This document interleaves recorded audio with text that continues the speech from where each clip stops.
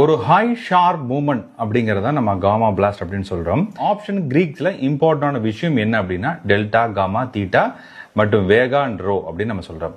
Delta அப்படிங்கிறது option price எவ்வளோ change ஆகணும் அப்படிங்கிறத டிஃபைன் பண்றதா இந்த டெல்டா. நீங்க அடுத்த மணியில் இருக்கக்கூடிய ஆப்ஷன்ஸ் எல்லாமே 0.5 அப்படிங்கிறது டெல்டா இருக்கும். அப்படின்னா நிஃப்டி ₹1 ஏறுதுன்னு வச்சுக்கோங்களேன். இப்போ கால் ஆப்ஷன் இருக்கிற டெல்டா எவ்வளோ ஏறணும்? 0.5 ஏறும். இதே அவுட் ஆஃப் த மணி இருக்கக்கூடிய அந்த ஆப்ஷன்ஸ் எல்லாமே இந்த டெல்டா வேல்யூ கம்மியாகிட்டே போகும். இந்த காமா அப்படிங்கிறது வெரி இம்பார்ட்டன்ட். இந்த காமா அப்படிங்கிறது இந்த டெல்டா எவ்வளவு ஸ்பீட்ல சேஞ்ச் ஆகுது அப்படின்னு டிஃபைன் பண்றதா இந்த காமா. எக்ஸ்பீரியன்ஸ் சமயத்தில் இந்த பிரைஸ் எக்ஸ்ட்ரீமா டிகே இருக்கு பாத்தீங்களா, அந்த மாதிரி சமயத்துல சடன் சேஞ்ச் நம்ம அண்டர்லைன்ல நடந்துச்சு அப்படின்னா அந்த பிரைஸ் எவ்வளவு சேஞ்ச் ஆகும் அப்படிங்கறத நம்ம டெல்டா வச்சு சொல்றோம். ஆனா எவ்வளவு ஸ்பீட்ல ஏறணும் அப்படிங்கறத நம்ம காமா வச்சு நம்ம சொல்றோம். ஒரு sudden fluctuation within a span of 5 மினிட்ஸ்ல ஒரு நிஃப்டி 50 பாயிண்ட் ஃபாலோ ஆகுதுன்னு வச்சுக்கோங்களேன். அப்ப என்ன ஆகும்? இந்த காமா வெரி ஃபாஸ்டா ரேபிடா ரைஸ் ஆக ஆரம்பிக்கும். அது என்ன ஆகும்? இந்த டெல்டாவை அக்ரெசிவா ஏற வைக்கும்.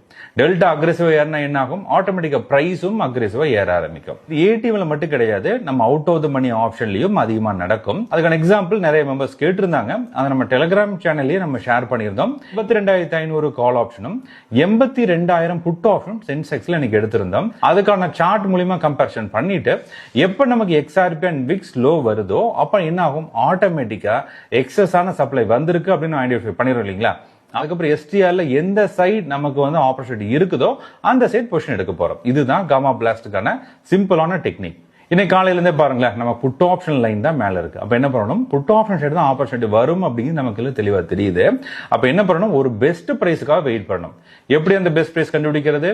எப்போ எக்ஸ்ஆர்பி நமக்கு 0 தொடுதோ அப்போ நம்ம என்ன இருக்கு? ஸ்ட்ராடலோட பிரீமியம் கம்மியா இருக்குன்னு அர்த்தம். ஸ்ட்ராடல் பிரீமியம் கம்மியா இருக்குன்னு என்ன அர்த்தம்? நம்ம இப்போ குட் பிரைஸா இருக்கு இந்த சமயத்துல அப்படின்னு நம்ம தெரிஞ்சுக்கலாம். இந்த பர்டிகுலர் சமயத்துல இருக்க வேண்டிய வேல்யூ விட அக்ரெசிவா டிகே இருக்குன்னு அர்த்தம். பிளக்சுவேஷன் அண்டர்லைன்ல ஏற்பட்டது அப்படின்னா பிரைஸ் வேகமா ஏறும் இல்லைங்களா. இதான் என்ன சொல்றோம்? சிம்பிளா காமா பிளாஸ்ட் சொல்றோம். இன்னைக்கு காலையில பாருங்களேன், நம்ம டெலிகிராம்ல 11 மணிக்கு போஸ்ட் பண்ணியிருந்தோம். ₹30 இருந்த புட் ஆப்ஷன் ₹60 வரைக்கும் டிராவல் ஆயிருந்தது.